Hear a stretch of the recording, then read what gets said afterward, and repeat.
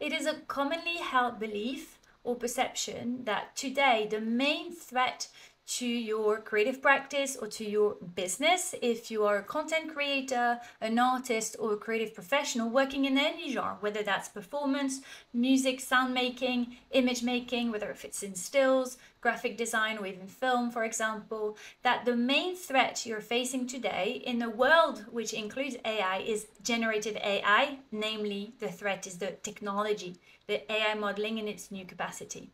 I'm here to tell you that the technology is in fact only half of the picture, and the real threat to your creative practice and your business model today are your contracts.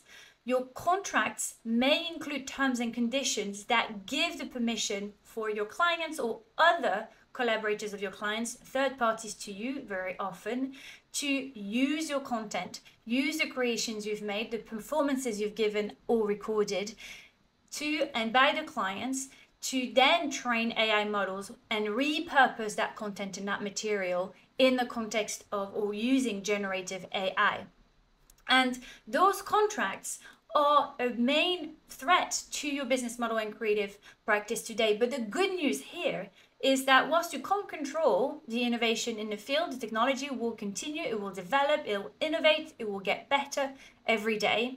On the other hand, whilst you can't control that, you absolutely can control your contracts. You can look at your contracts, read them as much as possible, and make sure that they do not include terms or conditions that would undercut you or your interest going forward. How do you do that? You need to spot and avoid what we call, or what I call, backdoor consent to cloning or backdoor consent to AI.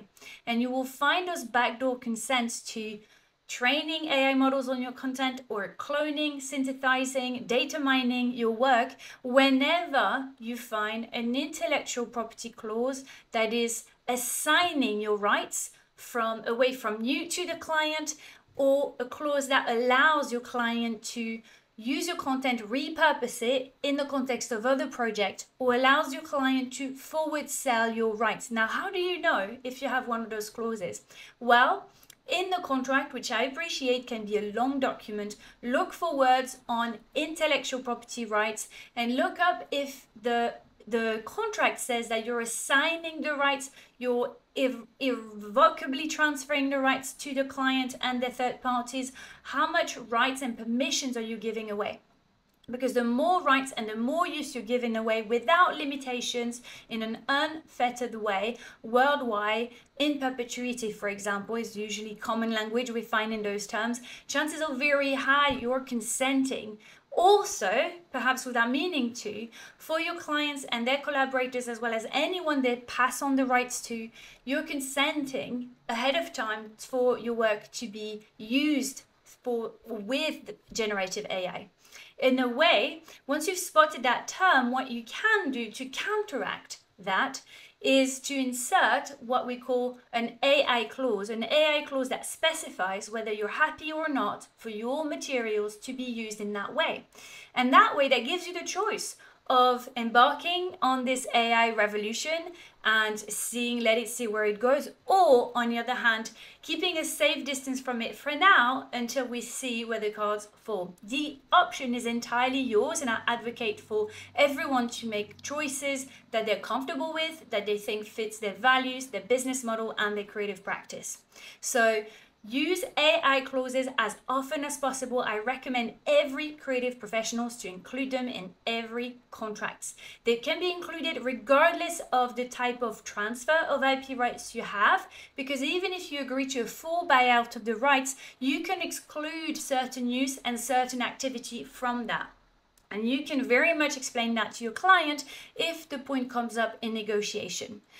I would otherwise, however, always recommend that you do not agree to a buyout of your rights, but you agree to a licensing of your rights for specific purposes, for specific projects, for specific duration. In other words, you're giving permission for the use of your content, you're not giving away the rights to or the control over your contents entirely. That is more protective for you as the creative professional, and it also is a little bit more future-proofing your business model. However, an AI clause is always a really good fallback option if you're not in a position to negotiate out of a buyout into a licensing agreement instead of a full assignment of your rights.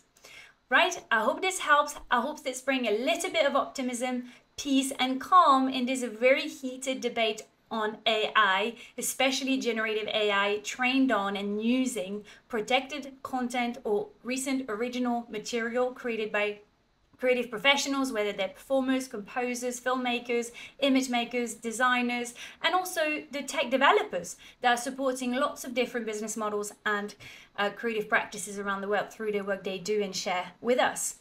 I am Dr. Mathilde Pavis. I am a lawyer in your corner. If you want to have more of these resources, which I put out every week, if you want to hear about tips and tricks and learn more about your rights, how you can use them, monetize them, and you want to do a little bit of education with your clients, which never hurts, go to mathildepavis.com. You can sign up to my newsletter there, and you will receive these materials directly to your inbox.